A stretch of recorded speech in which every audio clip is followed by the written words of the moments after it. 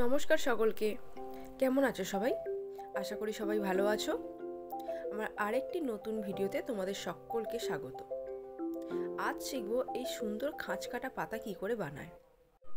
প্রথমে 13টা চেন বানিয়ে নিতে হবে।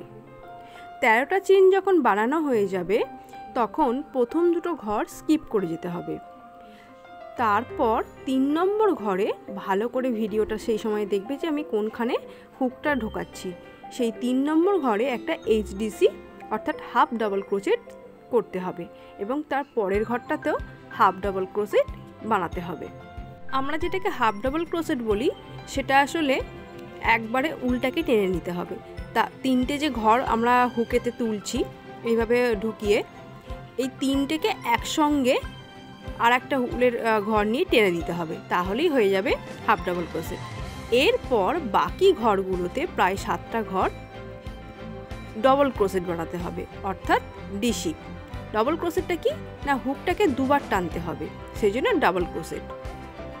দেখো আমি কিভাবে করছি, যে এই একবার টেনে নিলাম, আরও একবার দুবার টানলাম, সেই জন্য এটাকে বলা হচ্ছে ডাবল ক্রোচেট।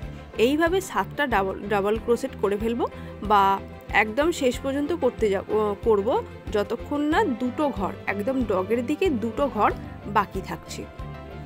এইভাবে ডাবল ক্রোচেটের ঘরগুলো যখন কমপ্লিট করে ফেলবো, একদম ডগের কাছে যখন চলে আসবো, তখন প্রথম ঘরটাতে আমরা একটা হাফ ডাবল ক্রোচেট বানিয়ে নেব, আবার একখানা হাফ ডাবল ক্রোচেট হবে এবং শেষ যে ঘরটা থাকবে সেই একদম শেষের ঘরটাতে একটা সিঙ্গেল ক্রোচেট, যেখানে উল্টা হুকের ভেতর মাত্র দুটো ঘর থাকবে, এইভাবে আমরা টেনে নেব, তাহলে এটা হয়ে যাবে সিঙ্গেল ক্রোচেট।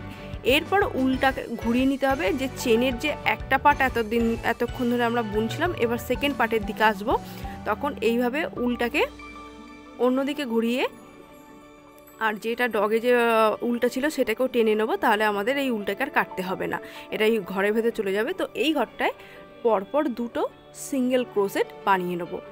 এইবার যে দিকের কাজটা করছি এটা হচ্ছে যে প্রথমে যে চেনটা বানিয়েছিলাম, এতক্ষণ ধরে আমরা চেনের একটা দিকের লুপটাকে বা ঘরটাকে নিয়ে বুনে এসেছি, এরপর আর এক দিকের ঘরটাকে বুনে যাব এবং এটা রিভার্স হবে। দেখো প্রথমে সিঙ্গেল ক্রোচেট করলাম, সিঙ্গেল ক্রোচেটের পর হাফ ডাবল ক্রোচেট করলাম, হাফ ডাবল ক্রোচেট পর আবার সেই 7টা ডাবল ক্রোচেট হবে। ডাবল ক্রোচেট হয়ে যাবার পর আবার যখন শেষের দিকে এসে দুটো ঘর বাকি থাকবে, তখন আবার দুটো হাফ ডাবল ক্রোচেট করে নিয়ে একটা স্লিপ স্টিচ বা অ্যাটাচ করে দেব। তাহলে কি হবে, আমাদের ফার্স্ট রো কমপ্লিট হয়ে যাবে। এটাও এক রকমের পাতা বানানো হয়ে গেল। ছোট ছোট যদি পাতা বানানো হয় তখন এইভাবে পাতা বানানোর পরেও সেটা পাতা বানানো হয়ে যাবে।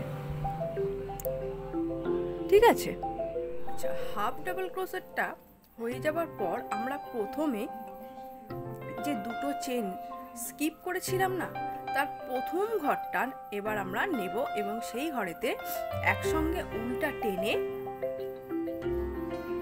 উল্টার একটা ঘর মেরে দেবো। এটাই হলো স্লিপ নট বা অ্যাটাচ বা জুড়ে দেওয়া। আবারও বলছি, যে দুটো ঘর প্রথমে আমরা স্কিপ করেছিলাম চেনটা বোনার সময় হাফ ডিসি করার আগে, তার প্রথম ঘরটাতে আমরা কিন্তু জুড়ে দেব। এইভাবেই কিন্তু আমাদের ফার্স্ট রো কমপ্লিট হয়ে যাবে এবং সেকেন্ড রো স্টার্ট হবে। এবং এই সেকেন্ড রো স্টার্ট হবে একটা সরু তারের সাহায্যে। এই সরু তারটা কেন ব্যবহার করছি, যাতে পাতাটা শক্ত থাকে এবং পাতাটা যাতে বেশি মুড়ে না যেতে পারে, সেই কারণের জন্য। এইবার আমাদের খাঁজ কাটা পাতার অংশের জায়গাটা শুরু হবে। তার জন্য প্রথমে একটা চেন করে নিলাম।